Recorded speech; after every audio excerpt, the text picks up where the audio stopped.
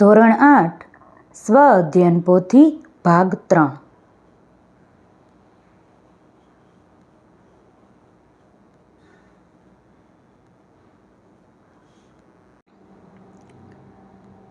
પાઠ 4 દહન અને જ્યોત.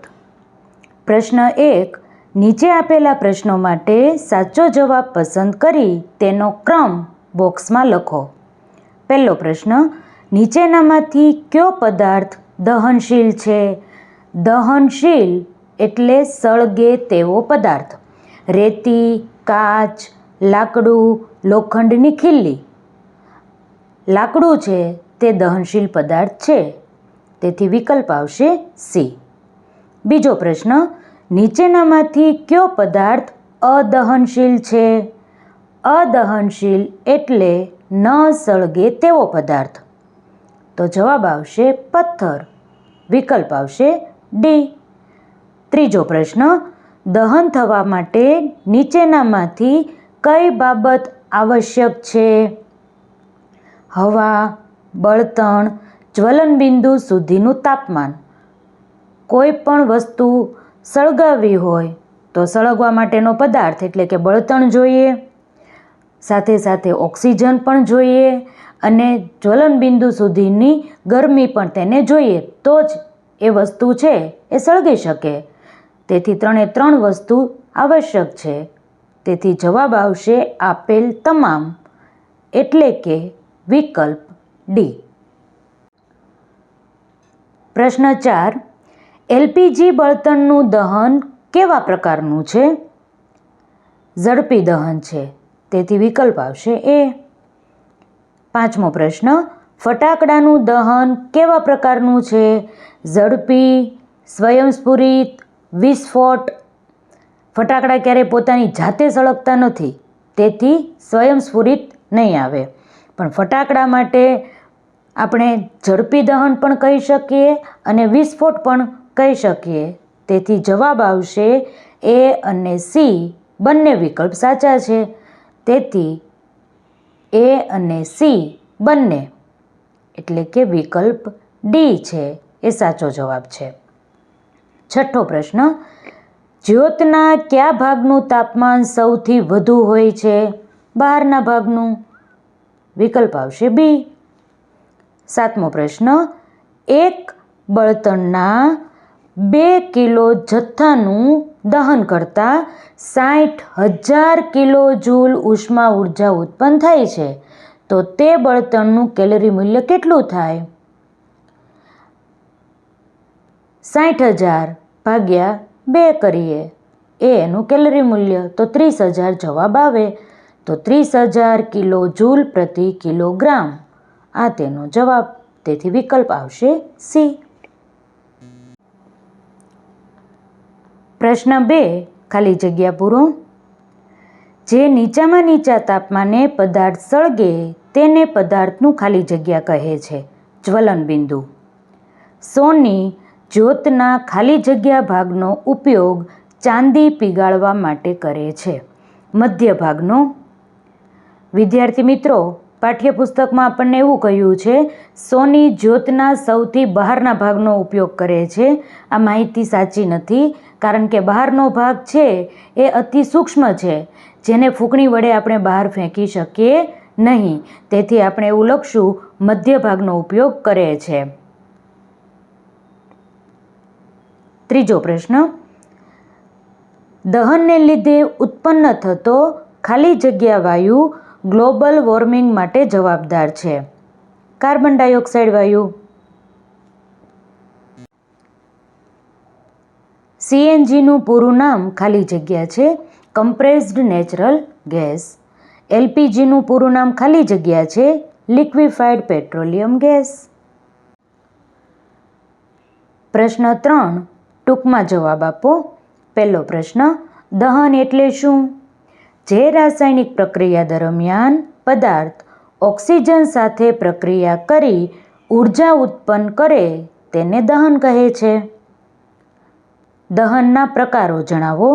દહનના 3 પ્રકાર છે: ઝડપી દહન, સ્વયંસ્ફુરિત દહન અને વિસ્ફોટ. જ્વલનશીલ પદાર્થના ઉદાહરણ આપો. પેટ્રોલ, ડીઝલ, એલપીજી, સીએનજી વગેરે. એસિડ વર્ષા માટે જવાબદાર વાયુઓના નામ જણાવો. સલ્ફર અને નાઇટ્રોજનના ઓક્સાઇડ.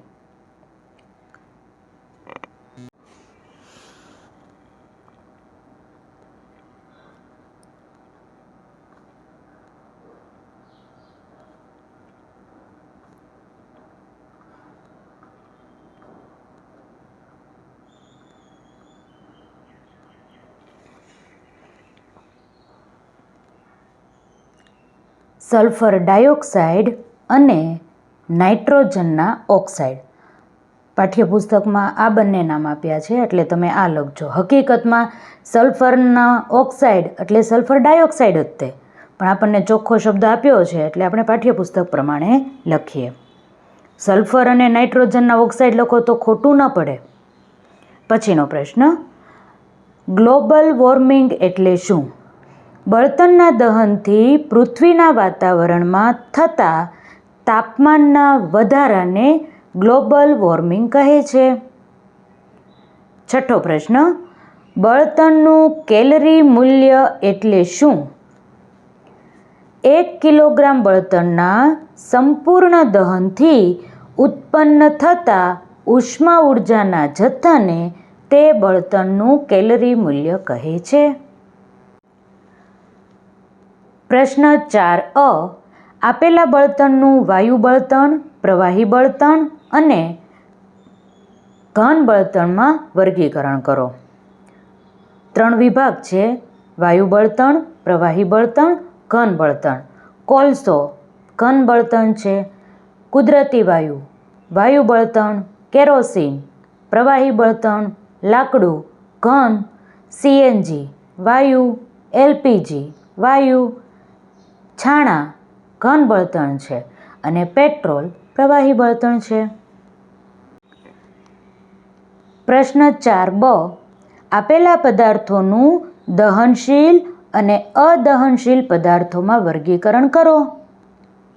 પેટ્રોલ દહનશીલ પદાર્થ, પથ્થર અદહનશીલ પદાર્થ, કાગળ દહનશીલ પદાર્થ, ખીલ્લી અદહનશીલ, લાકડું દહનશીલ અને કાચ અદહનશીલ. પ્રશ્ન 5, તફાવત આપો.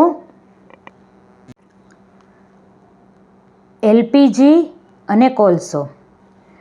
એલપીજી વાયુ બળતણ છે અને કોલસો ઘન બળતણ છે. એલપીજીના દહનથી પ્રદૂષણ ઓછું થાય છે. કોલસાના દહનથી પ્રદૂષણ વધારે થાય છે. એલપીજીનું દહન સહેલાઈથી થઈ જાય છે અને કોલસાનું દહન થતાં વાર લાગે છે. બીજો તફાવત છે જ્યોતનો મધ્ય ભાગ અને જ્યોતનો બહારનો ભાગ. મધ્ય ભાગની વાત કરીએ તો આ વિસ્તારમાં જ્યોત પીળા રંગની હોય છે અને બહારના ભાગના વિસ્તારમાં જ્યોત ભૂરા રંગની હોય છે. મધ્ય ભાગમાં અપૂર્ણ દહન થાય છે અને બહારના ભાગમાં સંપૂર્ણ દહન થાય છે. મધ્ય ભાગની વાત કરીએ તો આ વિભાગ મધ્યમ ગરમ હોય છે અને બહારનો ભાગ સૌથી વધારે ગરમ હોય છે. પ્રશ્ન 6, નીચે આપેલ વિધાનોમાંથી સાચા વિધાનો સામે ખરું અને ખોટા વિધાનો સામે ખોટાની નિશાની કરો. એસિડ વર્ષાથી ઇમારતો જર્જરિત થાય છે. સાચું છે. એલપીજી ગેસના સ્થાને લાકડાનો ઉપયોગ કરવો હિતાવહ છે. એલપીજી સારું છે, લાકડું સારું નહીં, તેથી આવશે ખોટું. કાર્બન મોનોક્સાઇડ વાયુથી બંધ ઓરડામાં સૂતેલા લોકોનું મૃત્યુ થઈ શકે છે. સાચી વાત છે. આ તો આપણી પાસે જીવતો જાગતો દાખલો છે. આપણી સ્કૂલની 2 દીકરીઓ આવી રીતે મૃત્યુ પામી હતી. લાકડાનું જ્વલન બિંદુ એલપીજી કરતાં ઓછું છે. ખોટું છે. પ્રશ્ન 7, વૈજ્ઞાનિક કારણ લખો. પહેલો પ્રશ્ન, રસોડામાં એલપીજી ગેસનો ઉપયોગ વધુ હિતાવહ છે? લાકડા કરતાં એલપીજીનું કેલરી મૂલ્ય ઘણું વધારે છે. એલપીજીના દહન દરમિયાન ધુમાડો ઉત્પન્ન થતો નથી. એલપીજીના દહનનું નિયંત્રણ કરી શકાય છે. એલપીજીનું જ્વલનબિંદુ નીચું હોવાથી ઝડપથી સળગે છે. એલપીજીના દહનથી પ્રદૂષણકારક દ્રવ્યો ઓછા ઉત્પન્ન થાય છે. તેથી રસોડામાં આપણે એલપીજી ગેસનો ઉપયોગ કરવો એ વધુ હિતાવહ છે. બીજો પ્રશ્ન, મીણબત્તીનું દહન કરતાં જ્યોત મળે છે જ્યારે કોલસાનું દહન કરતાં જ્યોત મળતી નથી. કારણ આપો. જ્યોત ઉત્પન્ન થવા માટે દહનશીલ પદાર્થનું વાયુ સ્વરૂપમાં રૂપાંતર થવું જરૂરી છે. મીણ પીગળીને બાષ્પીભવન પામીને વાયુ બને છે. હવામાં ઓક્સિજન રહેલું હોય છે, તેની સાથે પ્રક્રિયા કરીને જ્યોત ઉત્પન્ન કરે છે. જ્યારે કોલસામાં બાષ્પીભવન થઈ શકે તેવા ઘટકો ઓછા હોય છે. કોલસો સીધો જ વાયુ સ્વરૂપમાં રૂપાંતરિત થવાના બદલે સપાટી પર દહન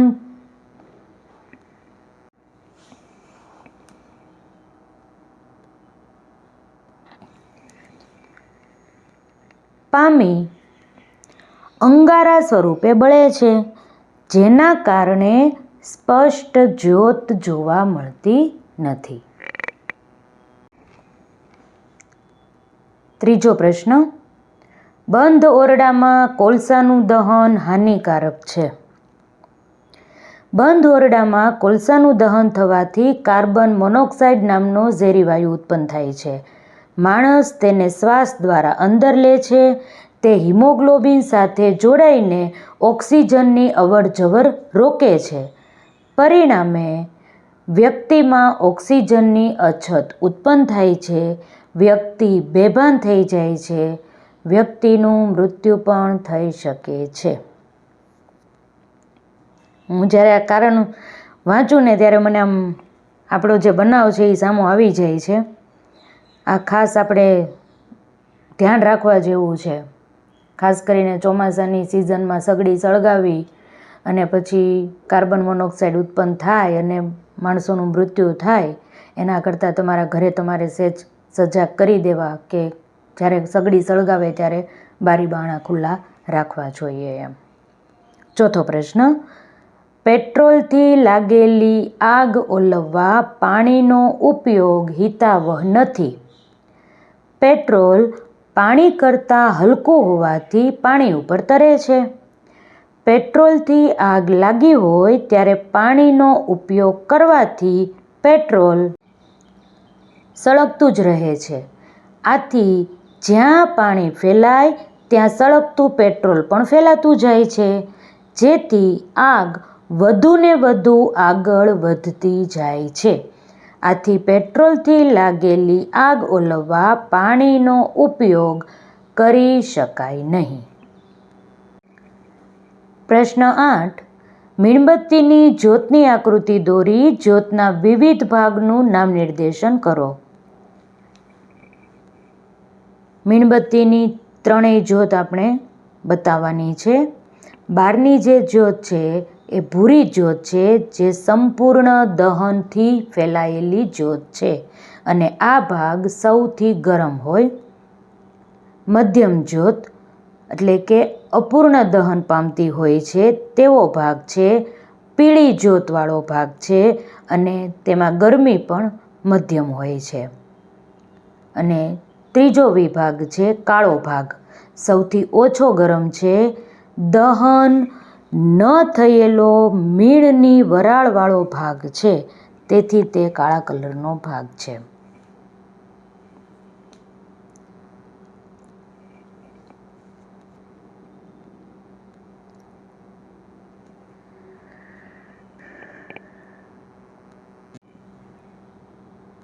પ્રશ્ન 9, પદાર્થને સળગવા માટે તેના જ્વલનબિંદુ જેટલું તાપમાન મળવું જરૂરી છે. આકૃતિ સહ પ્રયોગ વર્ણવો. હેતુ લખીએ.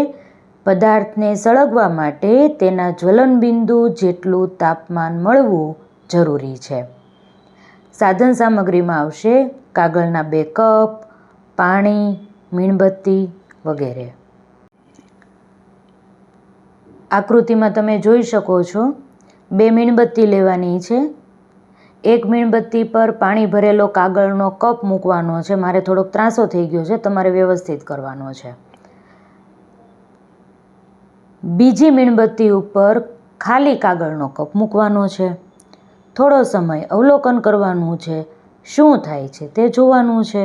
થોડાક સમય પછી તમે જોઈશો તો કાગળનો કપ છે એ સળગવા લાગે છે. જે ખાલી કપ છે તે અને પાણી ભરેલો કપ છે તે સળગશે નહીં, કારણ કે મીણબત્તીની જે ગરમી છે, જ્યોતની જે ગરમી છે તે પાણી લઈ લે છે. પાણી ગરમ થઈ જશે પણ કાગળ પોતાના જ્વલનબિંદુ સુધી પહોંચી શકશે નહીં. વિદ્યાર્થી મિત્રો, મેં અહીં પેનથી આકૃતિ દોરી છે. તમારે પેન્સિલથી વ્યવસ્થિત આકૃતિ દોરવાની છે. પદ્ધતિ: 2 કાગળના કપ લો.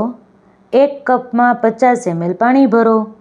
હવે 2 મીણબત્તી લો, તેને સળગાવો. બંને કપને આ બંને મીણબત્તી વડે ગરમ કરો. અવલોકન કરો. અવલોકન: પાણી ભર્યા વગરનો કપ સળગી જાય છે, જ્યારે પાણી ભરેલો કપ સળગતો નથી. તેમાં રહેલું પાણી ગરમ થઈ જાય છે. તો નિર્ણય શું આવશે? પાણી ભરેલા પેપર કપને ગરમ કરતાં કપને મળતી ગરમી પાણી શોષી લે છે. પેપર કપ જ્વલનબિંદુ સુધી ગરમ થઈ શકતો નથી, તેથી તે સળગતો નથી.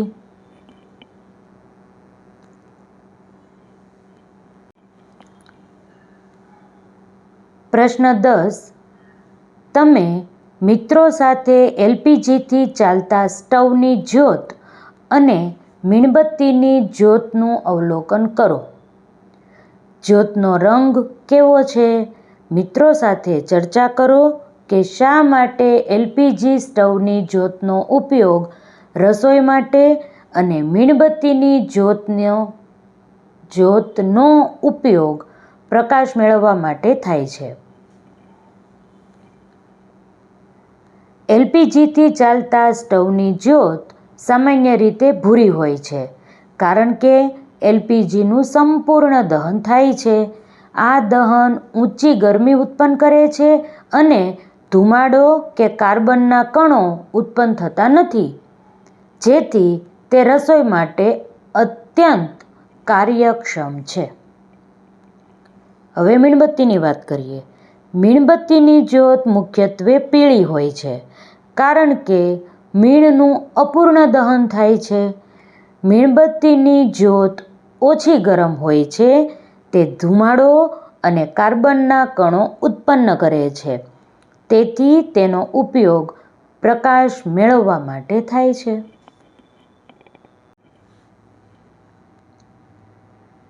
નીચેનો ફકરો વાંચી તેના આધારે પ્રશ્નોના જવાબ આપો.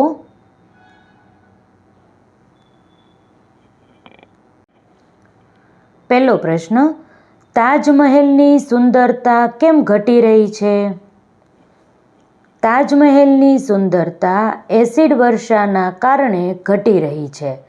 એસિડ વર્ષાના કારણે તાજમહેલની દિવાલો પીળાશ પડતા રંગની થઈ ગઈ છે. બીજો પ્રશ્ન: વાહનો અને કારખાનાના ધુમાડામાં કયા ઝેરી વાયુ હોય છે? સલ્ફર ડાયોક્સાઇડ અને નાઇટ્રોજન ઓક્સાઇડ. પ્રશ્ન 3. એસિડ વર્ષા થવાનું કારણ જણાવો. વાહનો અને કારખાનાના ધુમાડામાં સલ્ફર ડાયોક્સાઇડ અને નાઇટ્રોજન ઓક્સાઇડ જેવા ઝેરી વાયુ હોય છે, જે વાતાવરણમાં ભળે છે. વરસાદના પાણી સાથે રાસાયણિક પ્રક્રિયા કરીને એસિડ બનાવે છે, જે વરસાદ સ્વરૂપે નીચે પડે છે. તે એસિડ વર્ષા કહેવાય છે. ચોથો પ્રશ્ન: એસિડ વર્ષાથી શું નુકસાન થાય છે?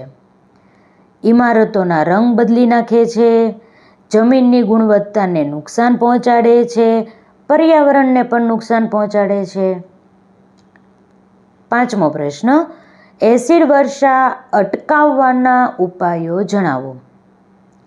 વૃક્ષારોપણ કરવું, વાહનોની સર્વિસ કરાવવી, કારખાનાઓમાં ચીમની પર ફિલ્ટર્સ લગાવવા, શુદ્ધ બળતણનો ઉપયોગ કરવો.